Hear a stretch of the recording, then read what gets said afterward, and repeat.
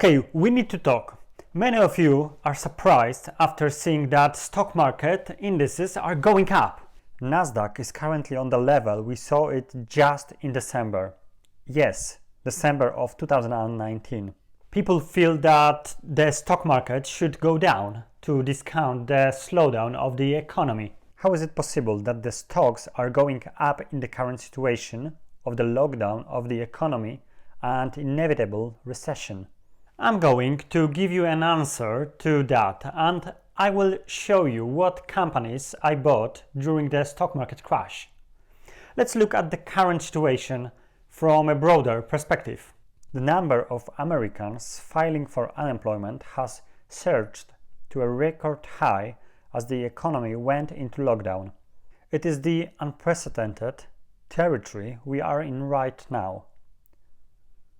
The labor market is currently experiencing a far more extreme event than anything we've ever seen, and it is very similar all around the world.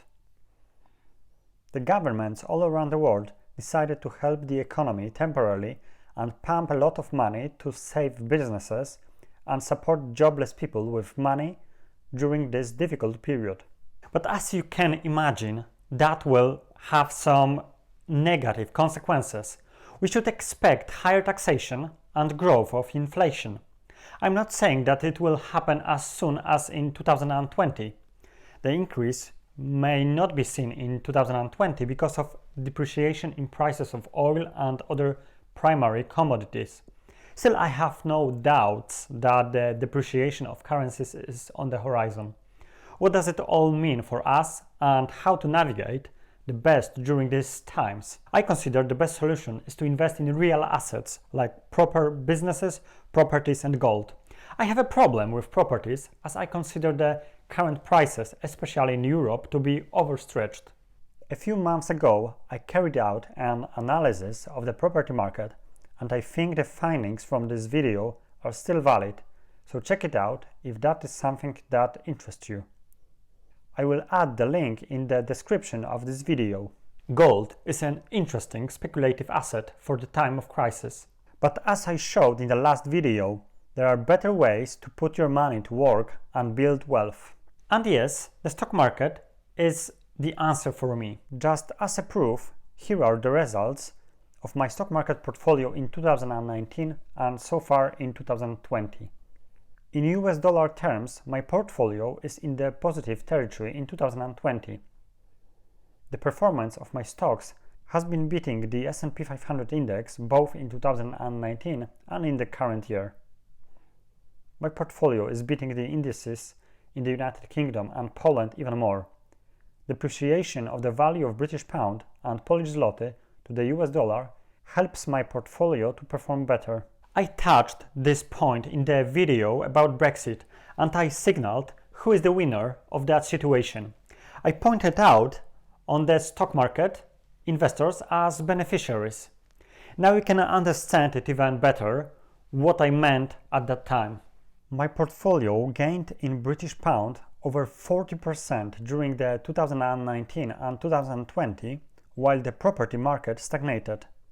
It means that I can buy the UK property much cheaper now in comparison with my current wealth. First global consequence is that the US dollar is strengthening. People are afraid of their national currencies going down the toilet. The US dollar is considered to be one of the safe havens currencies. So what is a safe haven currency? Safe havens are currencies and investments that are expected to either retain or increase in value when the market is under stress. Therefore, safe havens are sought by investors to mitigate financial risk when economic problems hit.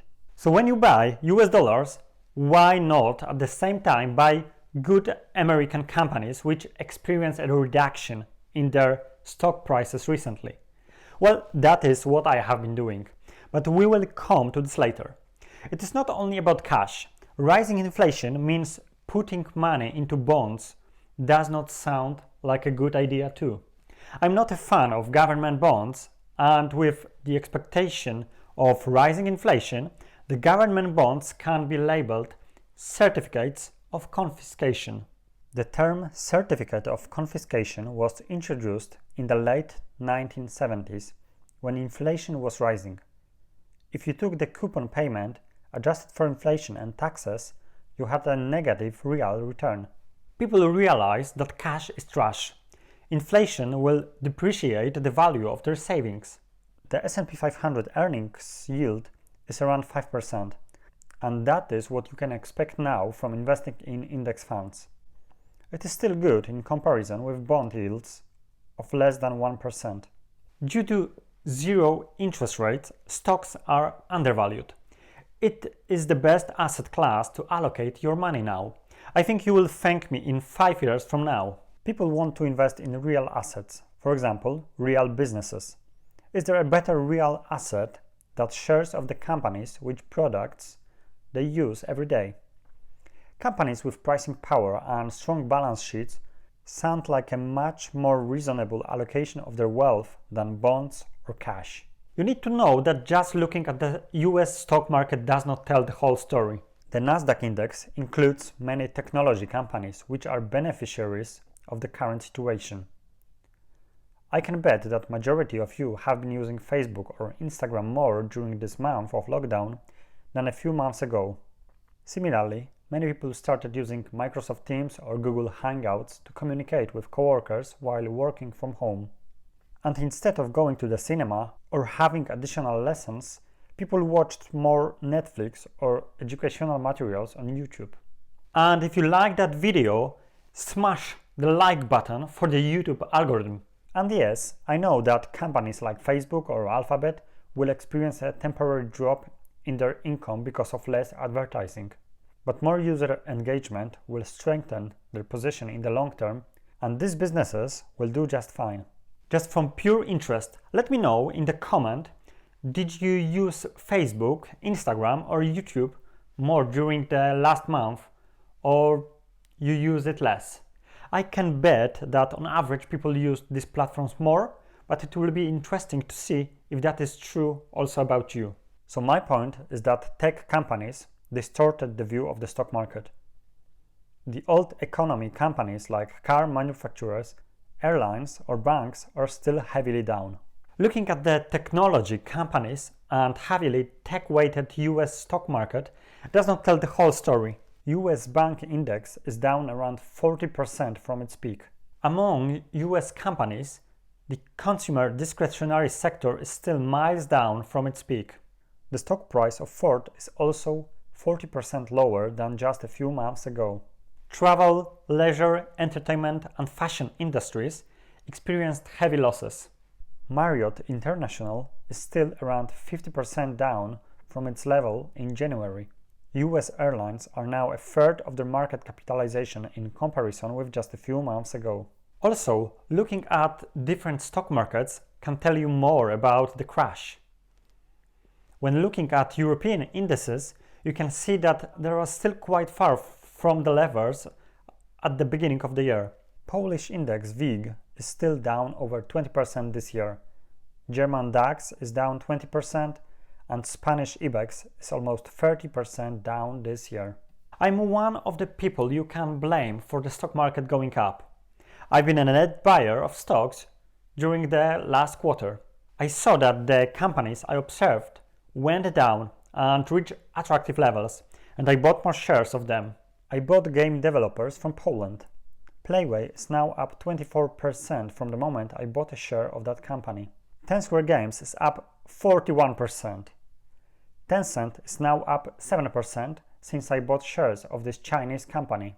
I also bought my first shares of Tesla after the 60% drop from its peak, and as it turned out, I purchased these shares very close to the bottom. I sold some shares after Tesla experienced a rally of more than 80%, but I want to buy more hopefully on a lower level. I bought these two gaming companies quite far from the bottom, as I did not expect their earnings to be affected by the lockdown of the economy, and I expected the share price not to drop significantly. But as the market usually overreacts, the share prices went much lower. Of course, it would be nice if I bought at the bottom a few days later, but I cannot predict the short-term movements of the market. Whereas my advantage is that I can find the companies which will outperform the market over time. Now, when everybody understands that gaming and IT companies will do well and even can widen their moats during the lockdown, these companies recovered most of their losses. Many good companies have already experienced a 50% drop from their peaks. If you saw the companies you had on your watch list 50% lower and you did not pull the trigger, there is no one to blame but yourself. I hope the stock market will experience pullback, but I do not know if it will happen or when. I have my list of stocks I would like to buy if the market goes lower. To be honest, I do not care too much about the overall market. I have selected companies and their target levels on which I will be interested in adding them to my portfolio. We can experience another pullback of the stock market soon. I do not try to predict what market does in the next 2 weeks or the next 2 months. My base scenario is that the overall market will be much higher in 5 years from now, but I have no idea what will happen in the short term. Let me know in the comment if you bought some shares during the last 2 months. Are your stocks up? If you enjoyed this video, make sure to subscribe and click the bell to receive a notification about a new video being published, or feel free to add me on Instagram, Stocks and Freedom. Thank you so much for watching, and until next time, happy investing!